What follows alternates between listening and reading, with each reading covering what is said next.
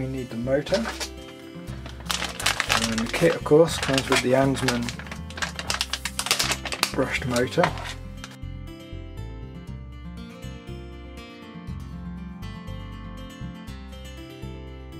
Don't use thread lock for this because you'll make a mess of the motor and you'll get thread lock on the bearings, which won't do it any good at all.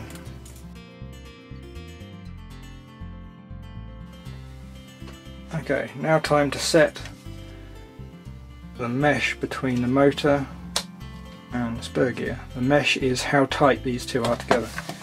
Now, the most common way of doing it, you take a strip of writing paper or printer paper, you put that between the two gears, you squeeze them up as tight as you can, squashing the paper in the process. And you hold them up, that anarchy, and snug the two screws up, and then tighten.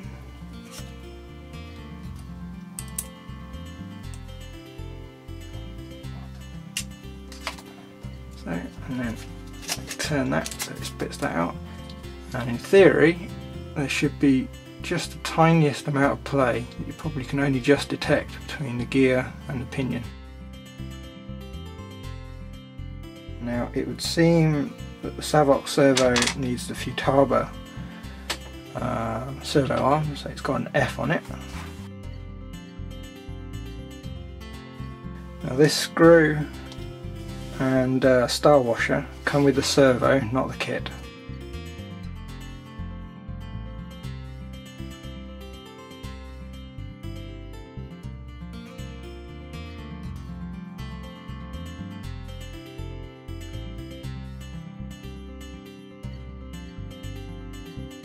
Installing the receiver and speed control.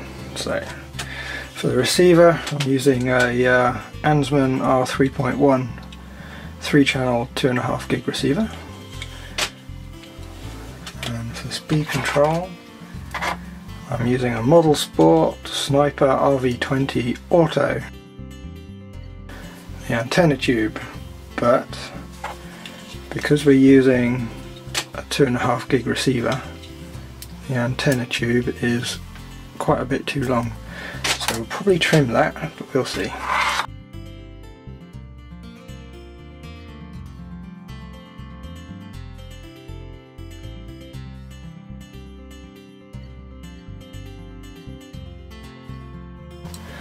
So I'm going to use my knife, I'm just going to roll it back and forward a few times.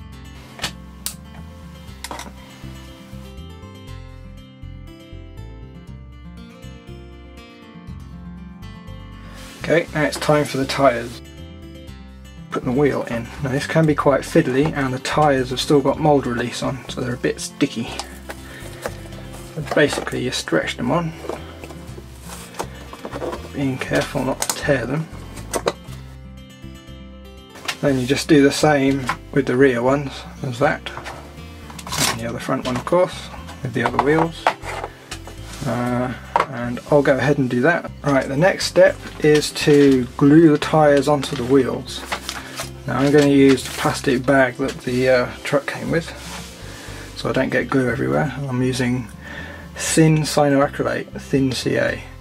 Now this stuff's like water, so you literally just need a single drop on each side and it will flow all the way around.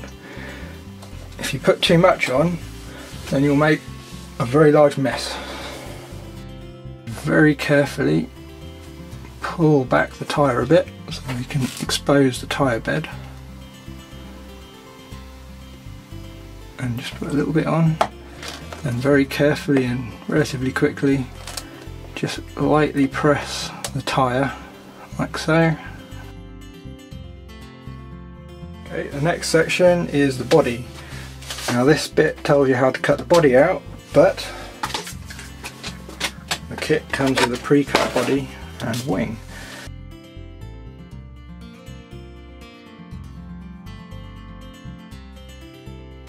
going to be fitting the wheels.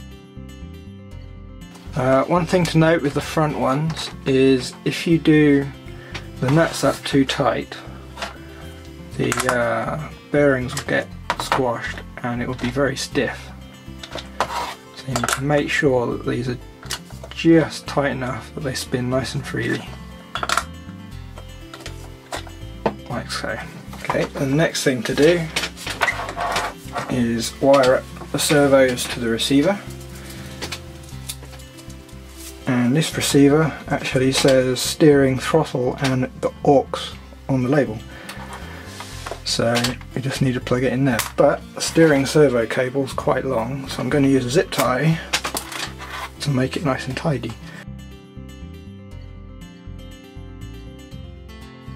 Now it says signal positive negative on there. Now on this servo the orange wire is signal. If you've got a Futaba servo it will be white.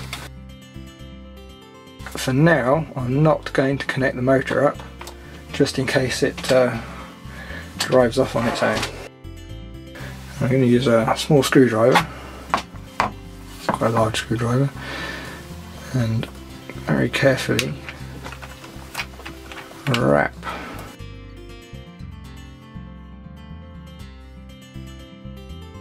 There we go, that's the on off switch. Okay, next step, need to get some power on the transmitter. This is the Ansmann W3.1 2.5 gig radio.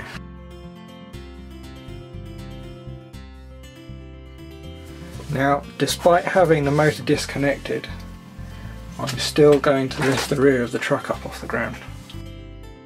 So even if the motor starts spinning, it won't do any damage. So I'm going to turn on the transmitter. There we go.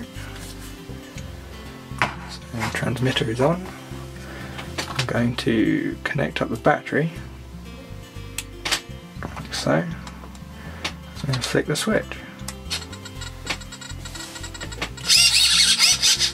Now to set the speed controller up, so I'm going to turn it off, and to be 100% safe I'm going to disconnect the battery as well. I'm going to connect the blue to the blue,